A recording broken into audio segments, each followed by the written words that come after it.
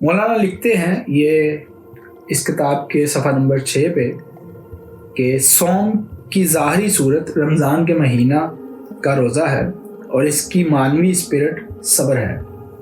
صوم کا مقصد یہ ہے کہ آدمی کے اندر صبر کی اسپرٹ پیدا ہو جو آدمی صوم کا حامل ہو۔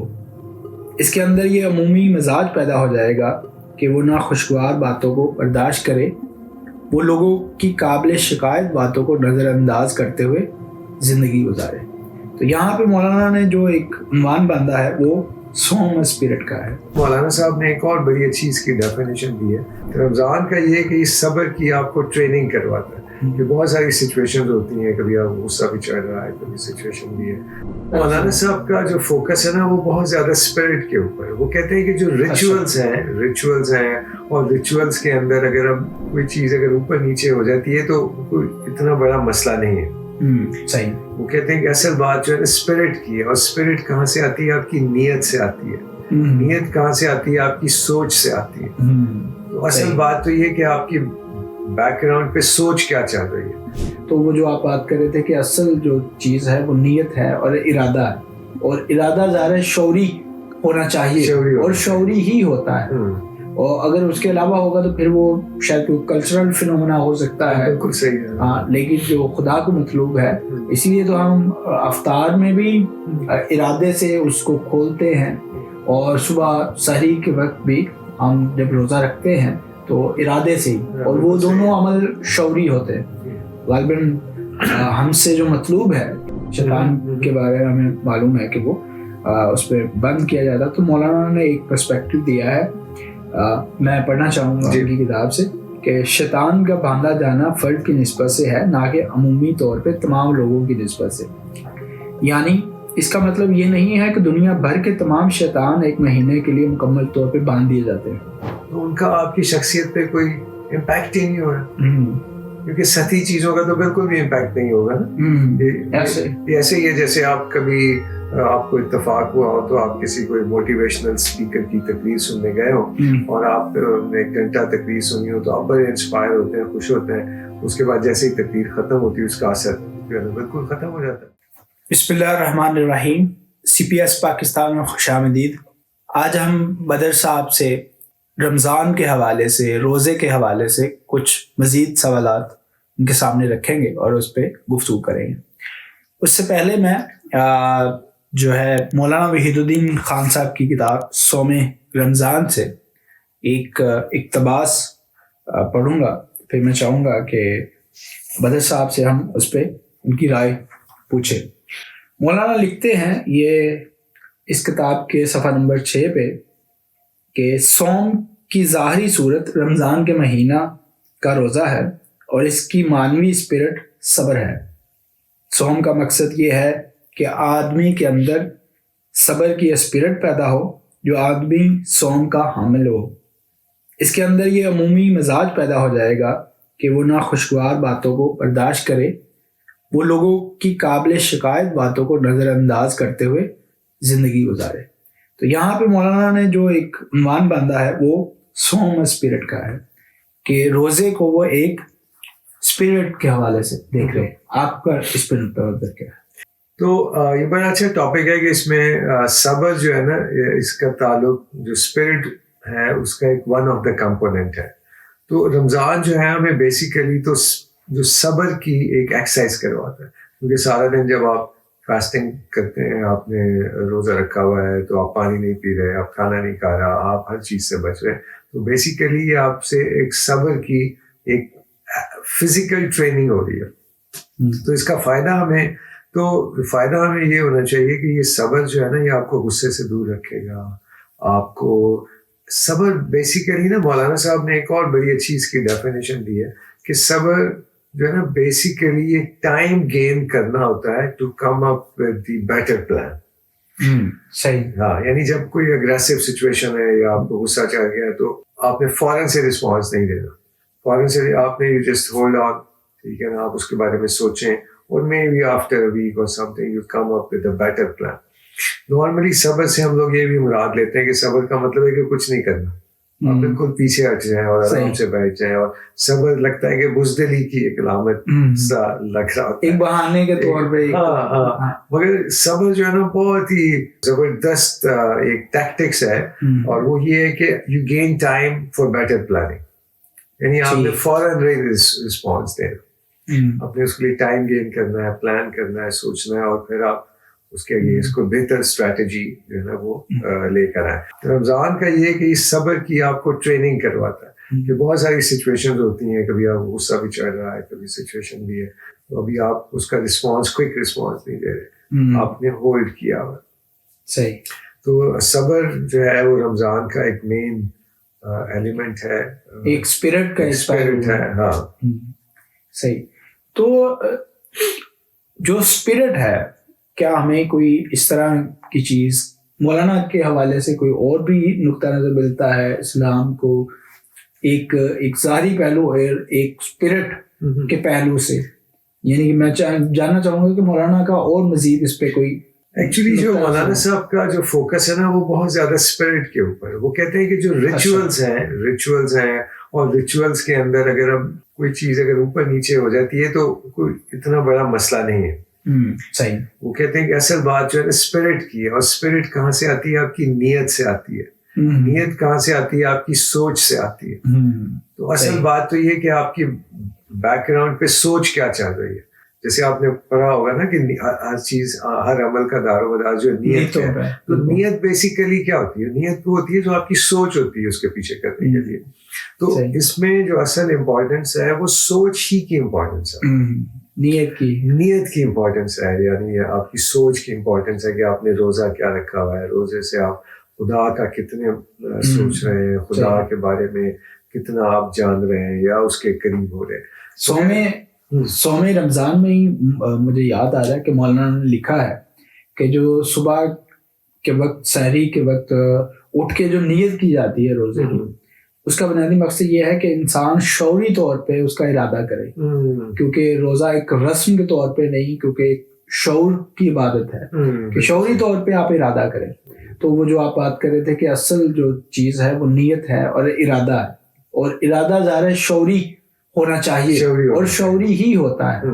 اور اگر اس کے علاوہ ہوگا تو پھر وہ شاید کوئی کلچرل فینومینا ہو سکتا ہے. بالکل صحیح ہے. ہاں, لیکن جو خدا کو مطلوب ہے, اسی لیے تو ہم افطار میں بھی ارادے سے اس کو کھولتے ہیں, اور صبح سحری کے وقت بھی ہم جب روزہ رکھتے ہیں تو ارادے سے ہی, اور وہ دونوں عمل شعوری ہوتے ہیں.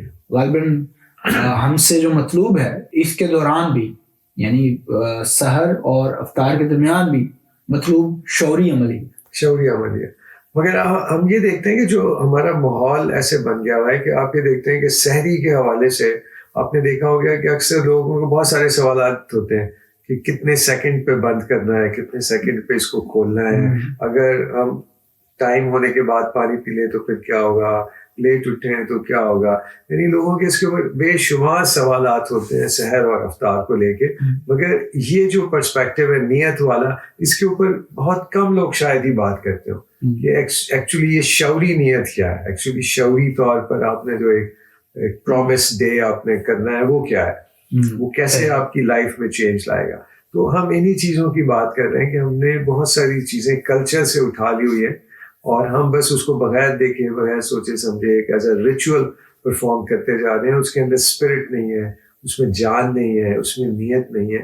یہی وجہ ہے کہ ان ساری چیزوں کا الٹیمیٹلی آپ پر اور نہ معاشرے پر کہیں پہ بھی اس کا فرق نظر نہیں آتا. میں چاہوں گا کہ میں مولانا کا ایک اور اقتباس اسی کتاب سے صوم رمضان سے پڑھوں, کہ آپ نے بات کی کہ فرد پہ اس کا اثر جو ہے وہ ہمیں نظر نہیں آتا. تو مولانا نے خاص طور پہ شیطان کے حوالے سے بات کی. شیطان کے بارے میں ہمیں معلوم ہے کہ وہ اس پہ بند کیا جاتا. تو مولانا نے ایک پرسپیکٹو دیا ہے, میں پڑھنا چاہوں گا ان کی کتاب سے, کہ شیطان کا باندھا جانا فرد کی نسبت سے ہے, نہ کہ عمومی طور پہ تمام لوگوں کی نسبت سے.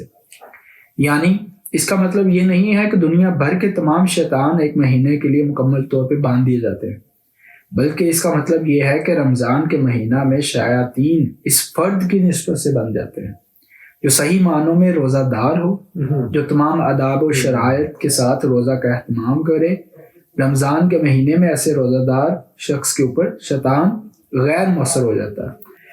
یعنی اصل بات اس سے جو مجھے سمجھ میں آتی ہے میں آپ کے ساتھ شیئر کرنا چاہوں گا کہ فرد کی حیثیت سے شیطان جو ہے وہ غیر مؤثر ہو جاتا ہے. اس کا مطلب یہ ہوا کہ جو روزے کی اسپرٹ میں ہوگا وہ شیطان سے بچ پائے گا. اگر اسپرٹ لیس صوم ہے, ٹھیک ہے, روزہ جو ہے وہ اس کے بغیر ہے, تو پھر تو رمضان میں بھی اس پہ شیطان حاوی ہوگا. یعنی اس انڈرسٹینڈنگ مطابق جو مولانا بیان کر رہے ہیں. بالکل صحیح. اور یہ ایز این انڈیویجول ہے, مولانا نے یہاں پہ ورڈ یوز کیا فرد کے اعتبار سے. تو یعنی ہر انڈیویجول نے اپنی جو اسپرٹ ہے اور اپنا جو روزے کی جو پائٹی ہے اس کو مینٹین کرنا ہے, تو اس کے لیے شیطان جو ہے نا وہ مؤثر نہیں رہے گا.